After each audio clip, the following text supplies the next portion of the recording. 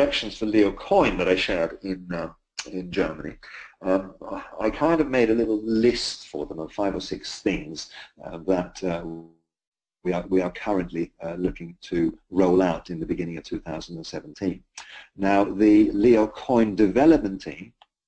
they've been focusing on the Leo exchange because, as most of you know, the Leo exchange platform, while it's perfectly safe and perfectly secure and solid, it's not been very fast, and it's had the spinning circle of death. And it's because we take security so seriously, we've done manual processing on lots of different aspects of it, because we know that the digital currency space is full of hackers and people who, the minute you have an exchange, you become a target for the game of seeing how much money can we steal today. So we've been very, very cautious, and we made sure that we had 4 right principles on stuff, so that when someone makes a withdrawal request, we look at it, we review it, we see where the coins came from, we see how their balance was before we approve it. So we have a human being that verifies the IT transaction, if you like. What we've done now is we've done a lot of work in the background for the last sort of 2 months, really, and this is going to speed up our transactions so that when you make a withdrawal request for something, we can do that practically in real time. And this has gone to the final stages of testing and will be released within the next week or 2. So if you log into Leo Exchange around Christmas, in the holiday season, you will have a much stronger user experience and a much smoother platform and transactions that work in real time, because we have so many exchanges out there that we compete with, if you like, that we have to just be better at it. So the development team have been focusing on that, but now that that work is largely done, what we're going to do is start to enhance the actual LEOcoin architecture. We've got a credible software platform now for our blockchain, if you like, but what we want to do now is take it to the next level. And one of the things that we are aware of is that LEOcoin services entrepreneurs, and especially services international entrepreneurs. Now, what we are very passionate about is that people have a right to privacy. Now, people don't have a right to privacy to the point of illegality or immoral behavior, but what we want to fly the flag for with LEOcoin is that you're an entrepreneur. We want to help you do business internationally. We also want to be able to, for you to do that in a secure way where your information can't be hacked or shared with people who have no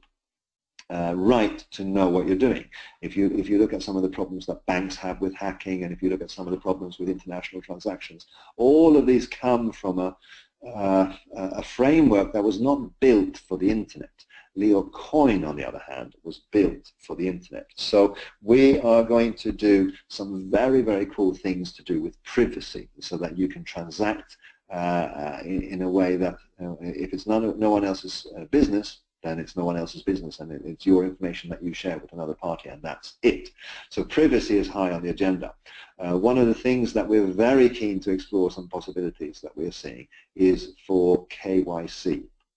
Now, our concept is that you will be able to do KYC through a third party, and then we can submit and link a KYC token to your wallet so that you can verify that you are KYC'd, but you don't have to share the information. In other words, identity theft will be something that you can't do through the LEOcoin blockchain, but prove that you have done a KYC is something that you will be able to do, and that will be central to how we go forward. So then we can create an environment where the LEOcoin thing is both private and secure and not doesn't have any hanky-panky around it.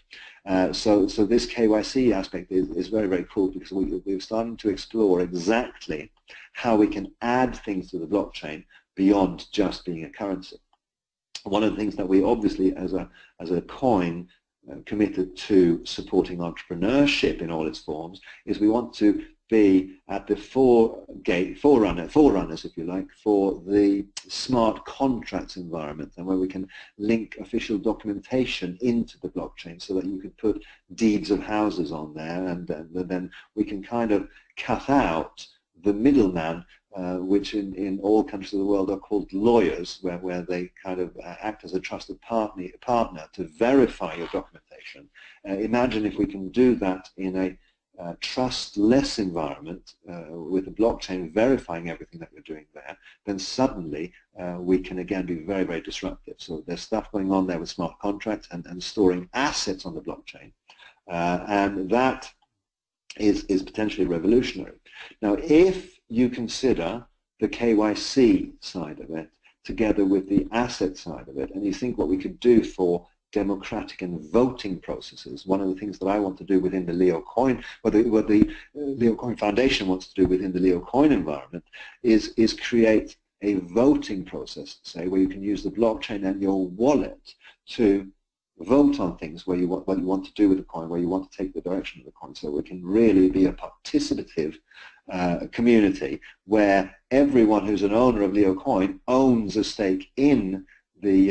environment of LEOcoin and can actually participate. And here's what's really interesting. I think that when you look at North America and they get a 42–44% turnout for an election, I think that within the LEOcoin community we'll get a 90% turnout for any election that matters in terms of what we can do and should do and shouldn't do with LEOcoin. So that's another aspect to it. And then finally, the thing that probably is the quickest win that we can do, and this is technology that is already well known and we can actually implement very, very quickly, maybe even without a hard fork, is we can do messaging on the blockchain. In other words, if you imagine that you have your LEOcoin wallet open and you want to send a message to someone who also has their LEOcoin open, or when they later open their wallet, the message pops up, a little bit like a WhatsApp or a WeChat, but on and within your wallet environment,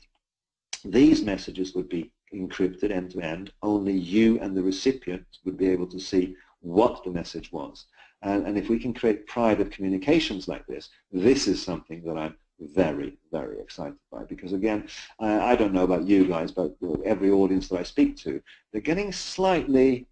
paranoid and slightly nervous about the amount of information that's out there about you. As you know, some of you that have recently taken a strong interest in yachting and sailing, and I do some Google searches on different things to do with that hobby of mine, if you like, and suddenly my Facebook feed changes. So within an hour of doing a search on yachting stuff, suddenly I get yachting opportunities presented to me on my Facebook page. And I'm thinking, ooh, how did that happen? And that's kind of creepy, because Facebook then somehow are picking up metadata, which they're representing back to me as purchase options. Now, I know that I pay nothing for Facebook, so if I'm not paying for the product, I and my data become the product. But I think